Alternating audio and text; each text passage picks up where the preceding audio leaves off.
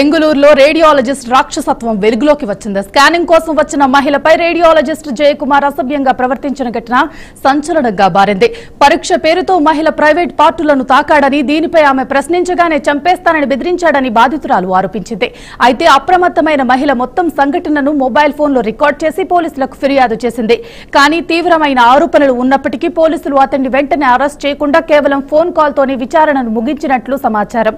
బయటకు రావడంతో విమర్శలు వెల్లువెత్తుతున్నాయి. మహిళల భద్రత ప్రశ్నార్థకమవుతున్న ఈ ఘటనపై కఠిన చర్యలు తీసుకోవాలని స్థానికులు డిమాండ్ చేస్తున్నారు.